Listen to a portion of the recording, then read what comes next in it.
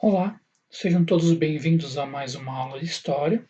Eu sou o professor Elvis e o tema da nossa aula de hoje será a abolição da escravatura. Nós iremos dar continuidade àquele assunto, àquela reflexão sobre a situação do negro no Brasil.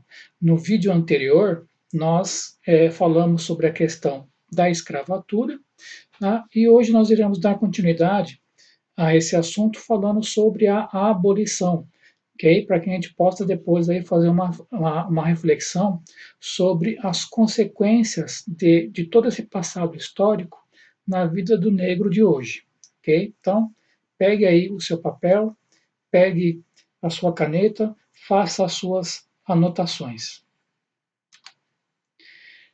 Muitos historiadores, muitos pesquisadores, autores, eles vão dizer que a abolição da escravatura, o fim da escravidão, foi uma consequência da Revolução Industrial. Você provavelmente já deve ter estudado sobre a Revolução Industrial, tá? Aquele processo que aconteceu na Inglaterra, com o surgimento ali das primeiras fábricas, as primeiras máquinas que vieram para substituir o trabalho do ser humano na produção de coisas. Né? Então, esse processo aí que revolucionou completamente a vida na Europa, ela resultou no quê? No aumento da produção. Começou a se produzir mais coisas, tá? Em pouco tempo.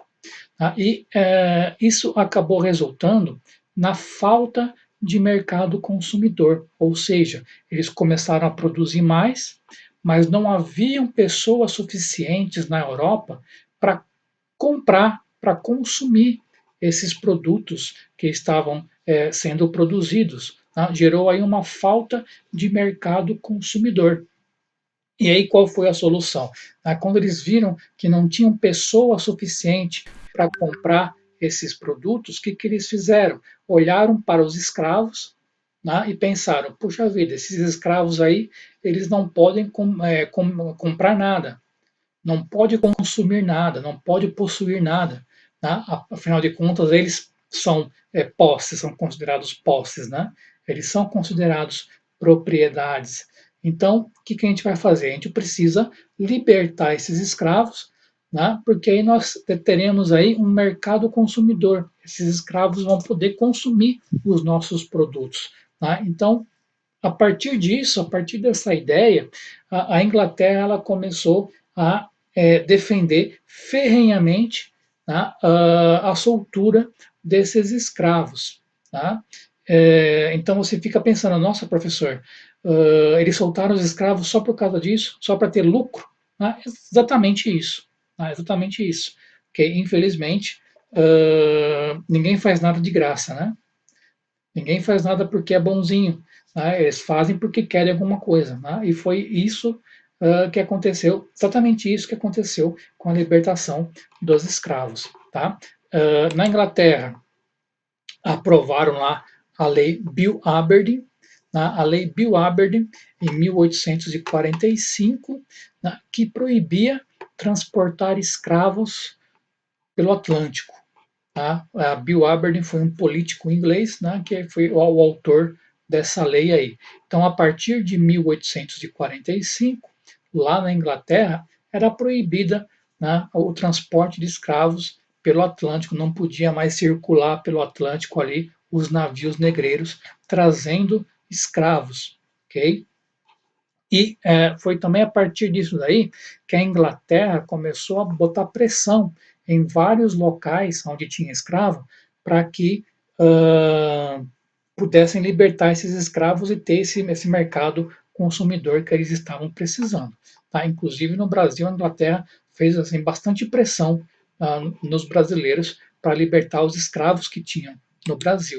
Tá? Então, no Brasil, a libertação dos escravos já era uma vontade, já era um desejo bem antes, desde a época lá do primeiro reinado, do Dom Pedro I, inclusive Dom Pedro I, ele próprio queria ele já estava interessado em libertar os escravos. Né?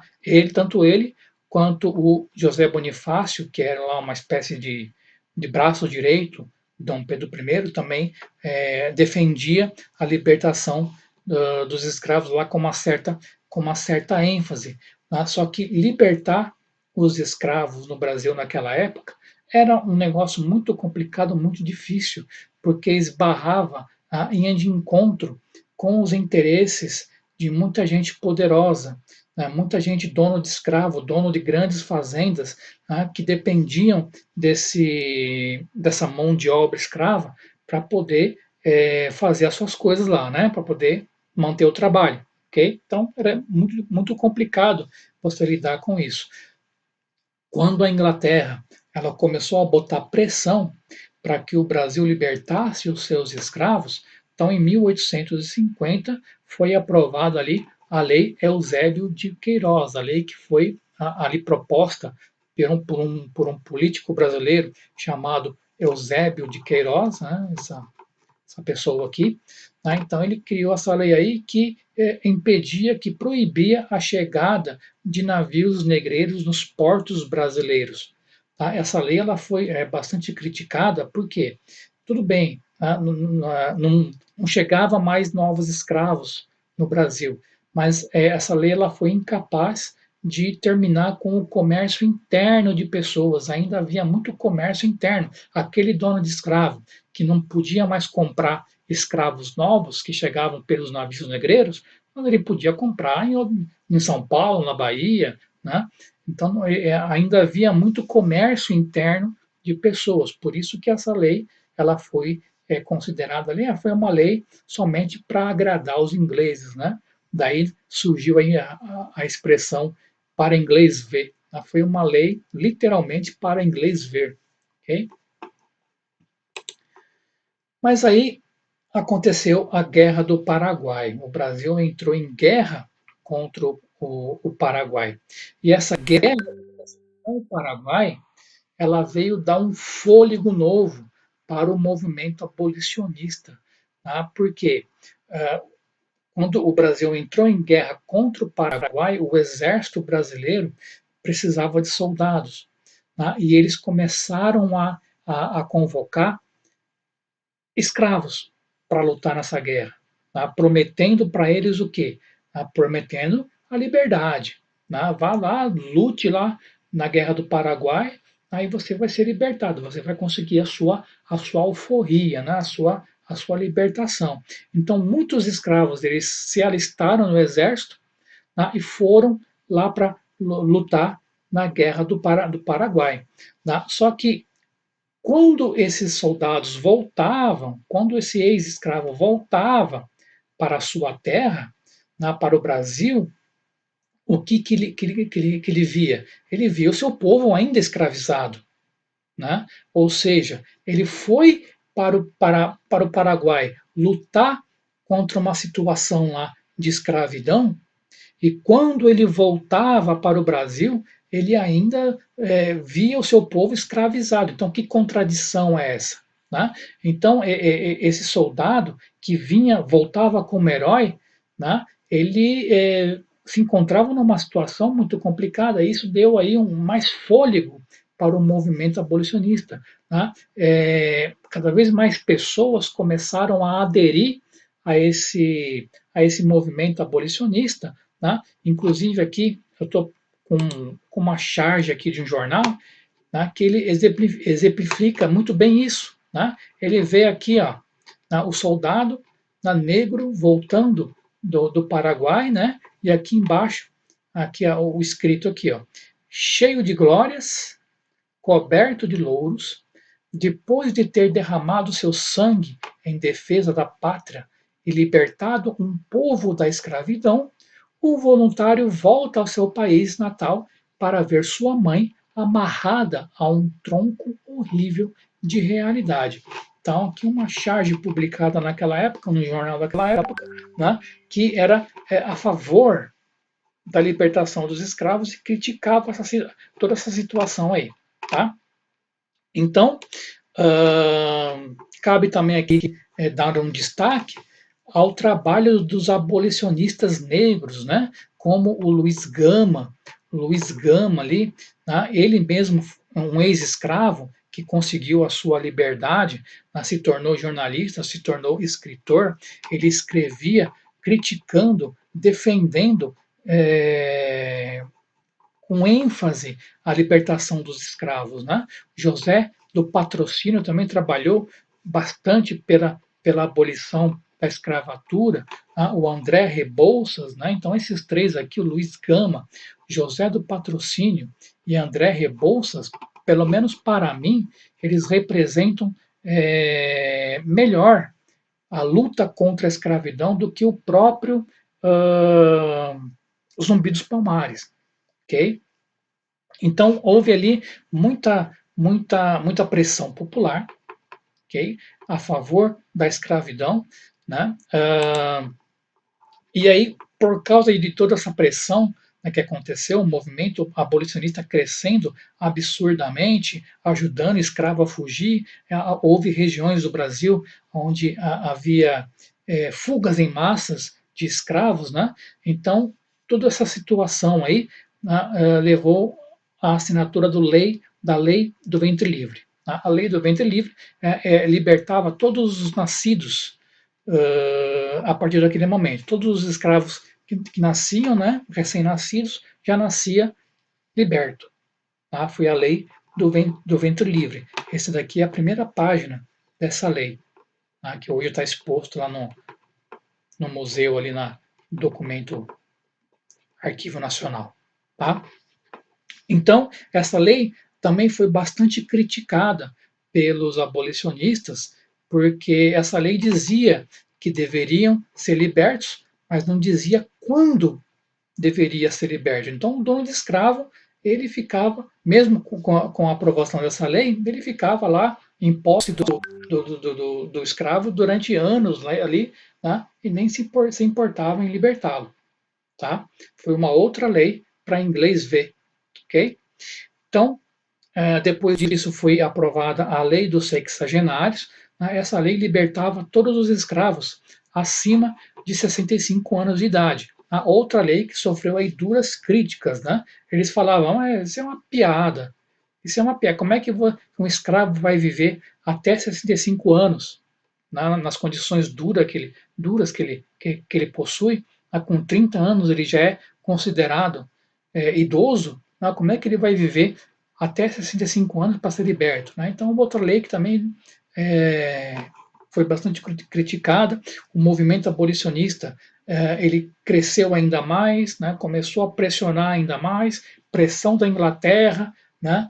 Por todos os lados, não, a escravidão no Brasil começou a ser uma coisa assim intolerável, né? Intolerável, que não se podia mais tolerar.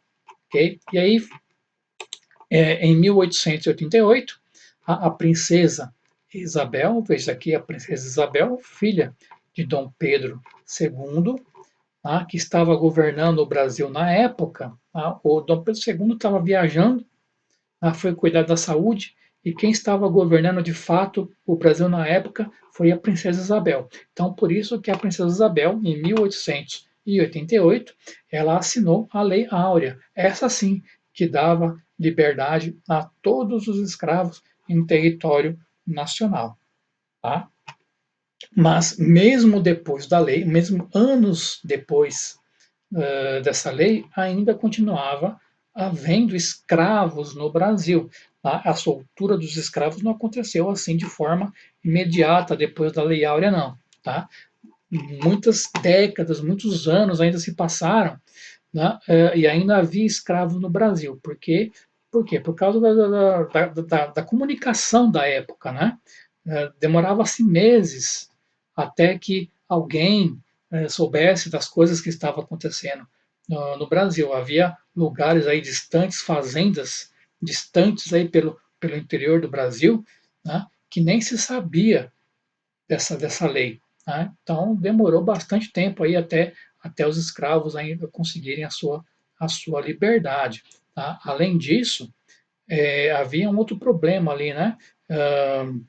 Muitos desses escravos eles se recusavam a sair das terras do seu patrão, do seu senhor. Né? Por quê? O que ele pensava? Eu vivi a minha vida inteira como escravo. Só fiz isso toda a minha vida. Agora eu vou, legal, sou liberto, mas eu vou para onde? Vou fazer o que da minha vida? Se eu só sei fazer isso. Né? Então, muitos escravos se recusaram, né? Mesmo depois da Lei Áurea assinada, eles continuaram ali trabalhando para os seus senhores, né? Tranquilamente ali, tá? E um outro ponto aí que merece ser citado é que muitos desses escravos libertos agora eles precisavam ser integrados à sociedade. Mas como que eles seriam integrados à sociedade se eles não tinham nenhum preparo? Tá? Viveram toda a vida lá como escravos. Muitos eram analfabetos. Né? Como que você vai dar emprego para esse povo? Vão fazer o quê? Né? Foi uma outra questão aí, né? E que não foi trabalhada, né? Pelo governo brasileiro na época, né? Não foi oferecido uma opção para essas pessoas. Tá? E fica até essa reflexão aí para que você possa fazer aí, analisando a situação do negro hoje. Né? Será que esses acontecimentos do passado, eles influenciam essa situação do negro hoje? Né? Qual é o seu pensamento sobre isso? Será que é necessário ainda reparar os efeitos desses acontecimentos? Né? Será que é necessário criar políticas, como, por exemplo, a política das cotas, né? Que hoje gera muita polêmica, é justo, não é justo? Você acha que é justo? Você acha que é injusto? Né? Essa cotas para negros? Qual é a sua posição sobre isso? Qual é o seu pensamento sobre isso? Né? Fica essa reflexão aí para vocês. Tá? Eu vou passar uns materiais para que você possa analisar, né? Para que você possa se inteirar e construir a sua opinião. Ok? Então, muito obrigado pela atenção de vocês e até a próxima.